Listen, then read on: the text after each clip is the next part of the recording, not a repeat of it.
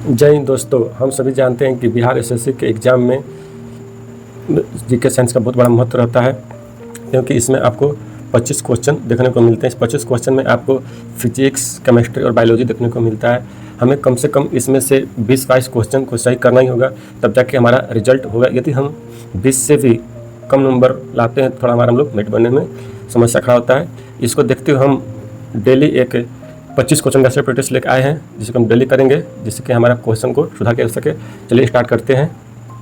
और हमारा पहला क्वेश्चन है, ये बेटा जो भी क्वेश्चन है कहीं ना कहीं बिहार एसएससी के एग्जाम में पूछा गया है। हमारा पहला क्वेश्चन है, सेंट्रेस के कर रोग किस सूक्ष्मजीव के कारण होता है।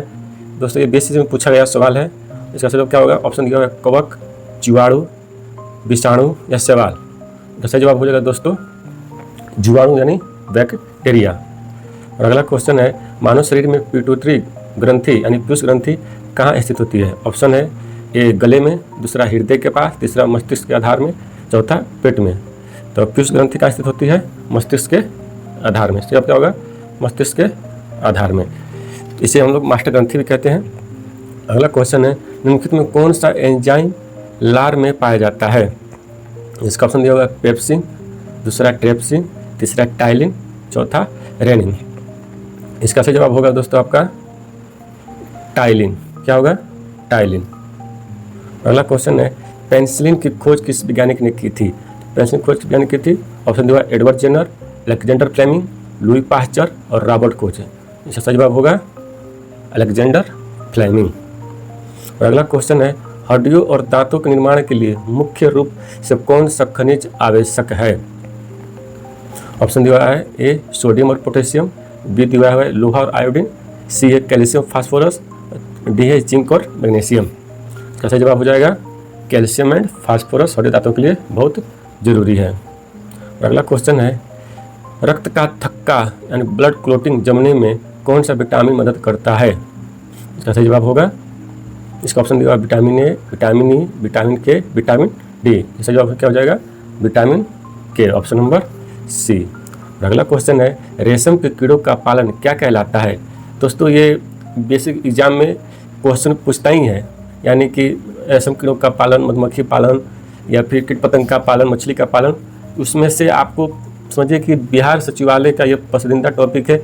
ये हर एग्जाम में कोई ना कोई प्रश्न पूछ लिया जाता है, यानी कल्चर के हिसाब से। तो इसमें दिया हुआ रेशम के कीड़ों का पालन क्या कहलाता है। इसका सही जवाब, इसका ऑप्शन दिया हुआ एपीकल्चर, सेरिकल्चर, पीसीकल्चर और चौथा दिया है बीटीकल्चर। तो इसका सही जवाब हो जाएगा आपका सेरिकल्चर। क्या हो जाएगा? सेरिकल्चर। अगला क्वेश्चन है, किस वैज्ञानिक को नूतन जीव विज्ञान या आधुनिक वर्गीकरण टेक्सोनोमी का पिता कहा जाता है। ऑप्शन दिया अरस्तु, कार्लियस, लेमार्क या थियोफ्रेटस। इसका सही जवाब हो जाएगा कार्लियस। टेक्सोनोमी का पिता जाता है कार्लियस को।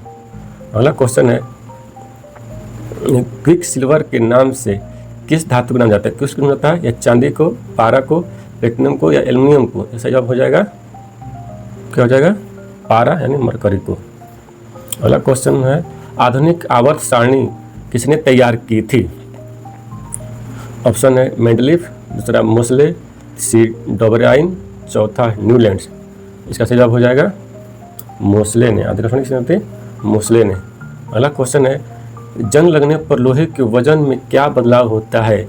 दोस्तों ये क्वेश्चन बिहार से एग्जाम में या बिहार के किसी एग्जाम में एक बार जरूर पूछ ही लेता है। ये बहुत ही इंपॉर्टेंट क्वेश्चन है और बार बार रिपीट होता है। तो ऑप्शन दिया हुआ है घटता है, बढ़ता है, वहीं रहता है, पहले बढ़ता है फिर घटता है। इसका सही जवाब होगा जंग लगने पर क्या बदलाव होगा? वजन बढ़ेगा। क्योंकि दोस्तों जंग लगने पर लोहे का वजन क्यों बढ़ता है? क्योंकि जंग लगने पर उसमें नेगेटिव चार्ज बढ़ जाता है। नेगेटिव चार्ज में बढ़ता है तो उसमें द्रव्यमान बढ़ता है, इसलिए वजन में बढ़ोतरी होती है। अगला क्वेश्चन है, एलपीजी सिलेंडर के मुख्य रूप में कौन सी गैसें भरी जाती है। ऑप्शन दिया हुआ है, क्या दिया हुआ है? मीथेन और इथेन। ऑप्शन नंबर बी है प्रोपेन और ब्यूटेन, सी है कार्बन डाइऑक्साइड और नाइट्रोजन, चौथा हाइड्रोजन और हीलियम। इसका सही जवाब हो जाएगा प्रोपेन एंड ब्यूटेन। क्या है? Propane and butane. Plaster of Paris का रासायनिक नाम क्या है। प्लास्टर रासायनिक क्या नाम है? ऑप्शन नंबर ए दिया calcium sulphate hemi hydrate, B है कैल्शियम कार्बोनेट, सी है मैग्नीशियम सल्फेट, डी है सोडियम हाइड्रोजन कार्बोनेट। सही जवाब होगा calcium sulphate hemihydrate, option number A. अगला क्वेश्चन है आतिशबाजी में हरा रंग किस तत्व की उपस्थिति के कारण होता है? ऑप्शन डी अस्ट्रेशियम, दूसरा बेरियम, सी सोडियम, डी तांबा। सही जवाब हो जाएगा बेरियम। बेरियम की वजह से आतिशबाजी का हरा रंग होता है। अगला क्वेश्चन है सिरका में कौन सा अम्ल मौजूद होता है? ऑप्शन दिया हुआ है ए साइट्रिक अम्ल, दूसरा एसिटिक अम्ल, तीसरा हाइड्रोक्लोरिक अम्ल, चौथा ऑक्जेलिक अम्ल। हम सब जानते हैं कि सिरका में कौन पाया जाता है? तो एसिटिक अम्ल, ऑप्शन नंबर बी। अगला क्वेश्चन है गुब्बारों में हाइड्रोजन की जगह हीलियम गैस क्यों भरी जाती है? यह हाइड्रोजन को हल्की होती है या अत्यधिक मात्रा में मिलती है, यह एक गैर ज्वलनशील गैस है या सस्ती होती है? दोस्तों हाइड्रोजन जगह हीलियम क्यों हो जाता है? हाइड्रोजन हल्की होती है, नहीं, गलत जवाब है दोस्तों। इसका हो जाएगा यह एक गैर ज्वलनशील गैस है। क्या है? एक गैर ज्वलनशील गैस, ऑप्शन नंबर सी इसका सही आंसर होगा। अगला क्वेश्चन है फिजिक्स पैटर्न पे प्रकाश वर्ष की इकाई है? दोस्तों बीएस एग्जाम में ये पूछता है या फिर फर्स्ट शिफ्ट पूछे, सेकंड शिफ्ट पूछे। अगर एग्जाम होगा 3 पाली में 4 पाली में तो एक पाली में तो उसको जरूर पूछे क्योंकि ये बहुत बार रिपीट होता है। प्रकाश वर्ष किसकी इकाई है? जैसा जवाब होगा प्रकाश वर्ष। आप लोग बहुत लोग कर देंगे समय के, लेकिन सही जवाब होगा दूरी का। क्या होगा?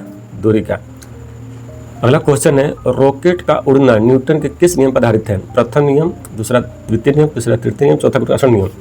रॉकेट का उड़ना किस नियम पर आधारित है? दोस्तों हम सब जानते हैं कि उड़ना तृतीय नियम पर आधारित है, ऑप्शन नंबर सी। और अगला क्वेश्चन है दाढ़ी बनाने या शेविंग के लिए किस दर्पण का उपयोग किया जाता है? ए समतल दर्पण, बी अवतल दर्पण, सी उत्तल दर्पण, चौथा बेलनाकार दर्पण। जैसा जवाब होगा अवतल दर्पण, option number B is right answer. अगला क्वेश्चन है ऑप्टिकल फाइबर विज्ञान ऑप्टिकल फाइबर के किस सिद्धांत पर काम करता है? ऑप्टिकल फाइबर विज्ञान किस सिद्धांत पर काम करता है? प्रकाश के अपवर्तन, पूर्ण आर्थिक प्रवर्तन, प्रकाश का परिकीर्णन या प्रकाश का विवर्तन। दोस्तों सही जवाब हो जाएगा प्रकाश का आंतरिक परावर्तन, ऑप्शन नंबर बी। अगला क्वेश्चन है दोस्तों आप सभी अपना कमेंट बताइए कि आपका कितना क्वेश्चन सही हुआ है। अगर जिसका भी 20 से ऊपर अगर सही आता है तो समझिए कि उसका साइंस अच्छा है और ऐसे आप मेहनत करते रहिए जिससे कि आपका एक सीट कन्फर्म हो सके।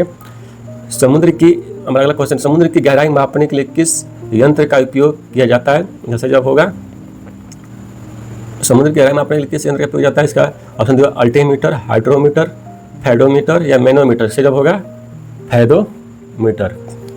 अगला क्वेश्चन है जब बर्फ पानी पर तैरती है तो उसका कितना भाग पानी के ऊपर रहता है?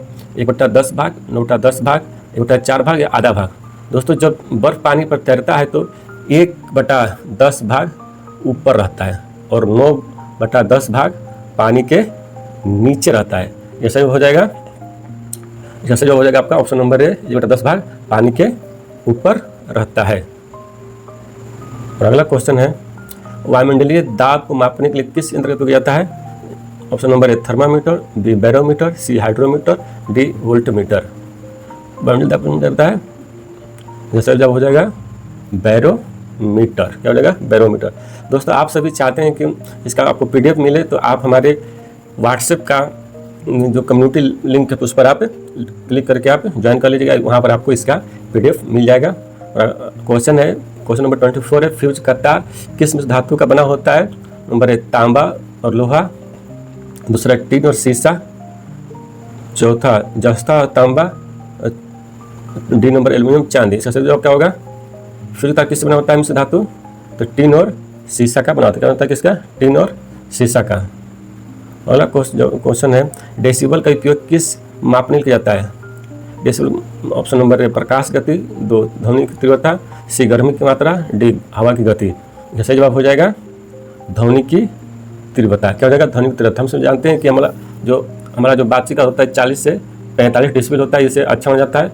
अगर वहीं 85 से 90 डिग्री से ऊपर होता है, जैसे रहता है तो उससे मतलब अच्छा माना जाता है, उससे वायु प्रदूषण माना जाता है। वायु प्रदूषण ध्वनि प्रदूषण माना जाता है, इससे जब पड़ जाएगा ध्वनि की तीव्रता मापने के लिए। दोस्तों आपको ये कैसा लगा हमें कमेंट में जरूर बताएं। धन्यवाद।